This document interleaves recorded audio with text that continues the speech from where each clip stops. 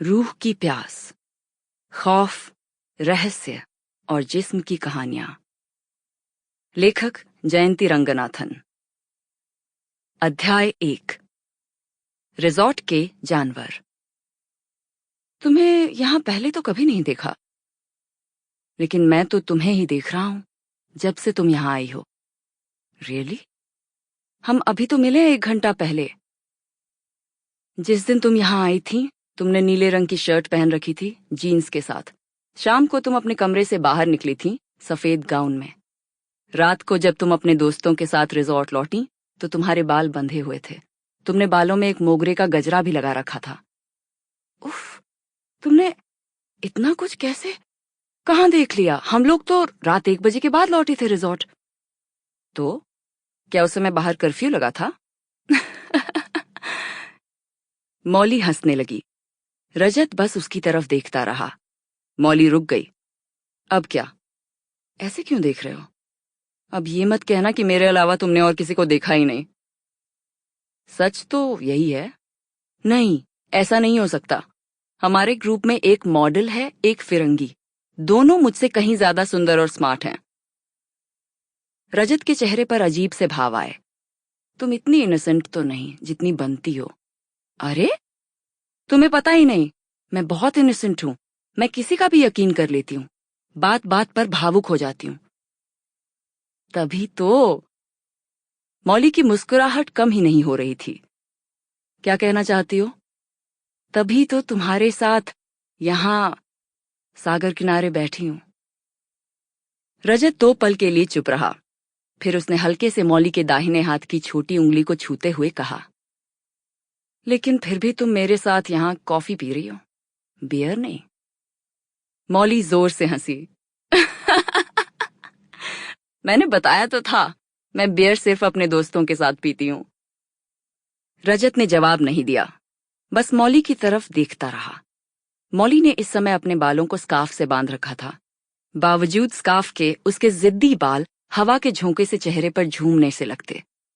मौली ने बालों की लट को पीछे कर स्कार्फ में घुसाया। बीच पर इस समय उन दोनों के अलावा और कोई नहीं था। बस रिजॉर्ट के कुछ कमरों में अभी भी रोशनी थी। हाथ में कमरे की चाबी का छल्ला घुमाते हुए उसने गौर से रजत की तरफ देखा। लंबोतरा चेहरा, हल्की सी दाढ़ी, दहकती सी आंखें, आंखों में अजीब सी बेचैनी। धीरे से उसने आंखें नीची की। रजत का हाथ उसके हाथ के बहुत करीब था। लंबी सधी उंगलियां। आहिस्ता से उन उंगलियों में हरकत होने लगी। मौली ने पाया उसकी कलाई उन उंगलियों की गिरफ्त में है। वो हड़बड़ाकर उठ गई। ये सच में हो रहा था या वो चाहती थी? ऐसा क्या था उन उंगलियों की छुअन में?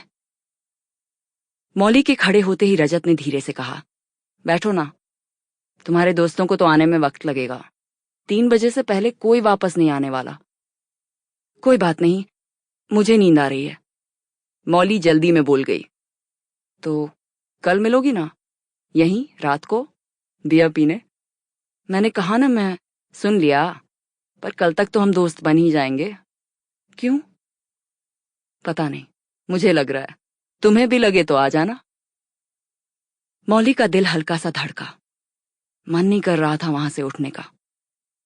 वो उंगलियां, कुछ देर और उनके साथ रह लेती तो। रजत ने कुछ नहीं कहा। बिना पीछे मुड़कर देखे मौली चलने लगी। उसके साथ अजीब सी खुशबू चल रही थी और एक आवाज भी, जैसे उसे कोई घेर कर चल रहा हो। बहुत पहले नानी के गांव में सुबह सुबह झाड़ियों से ऐसी ही कुछ खुशबू आती थी। नानी कहती थी, सुबह होने से पहले झाड़ियों के पास मत जाना, वहां चुड़ैल रहती है, इत्र बनाती है लोगों को लुभाने के लिए।